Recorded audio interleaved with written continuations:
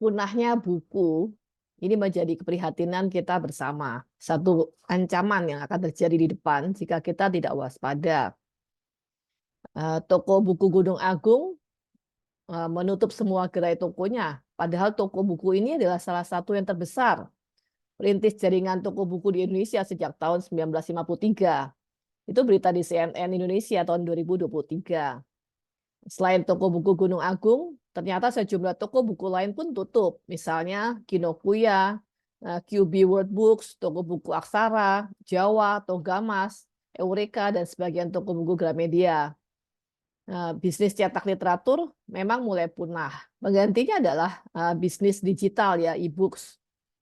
Kepunahan literatur cetak tidak dianggap penting sekarang ini. Segala sesuatu yang digital dianggap lebih modern, lebih ekonomis, lebih baik. Pembuatan dan penyebarannya mudah. Orang hanya butuh punya gadget untuk bisa mengakses.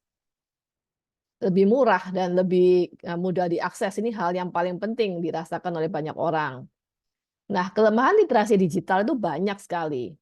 Pertama, sangat tergantung pada teknologi, listrik, dan juga gadget.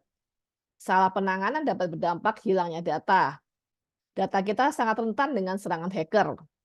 Penggunaan gadget berdampak pada kesehatan mata dan penurunan fungsi kognisi sistem otak manusia. Itu berdasarkan riset dari Kisno dan Sianipar tahun 2019.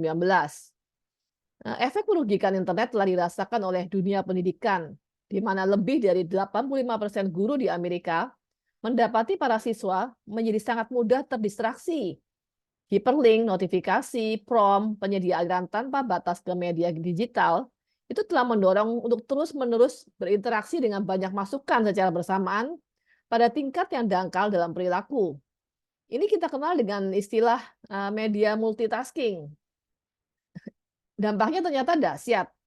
Jadi para ahli psikologi menemukan dampaknya adalah kerentanan penurunan kemampuan kognitif. Ini akan semakin bertambah sejalan dengan tingkat keparahan. Ini berdasarkan riset dari Joseph Ford, John Torous, Brandon Stubbs, dan banyak tokoh yang lainnya tahun 2019.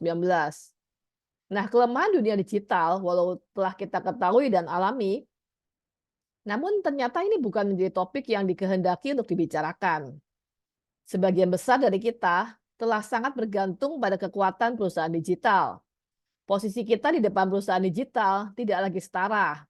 Jadi startup, e-commerce, sosial media, hingga kecerdasan buatan AI ya telah menjadi menjelma ya menjadi raksasa baru dalam skala global. Kekuatan modal internasional berperan bukan hanya dalam hal ekonomi, namun punya posisi tawar dalam berbagai bidang termasuk sosial politik.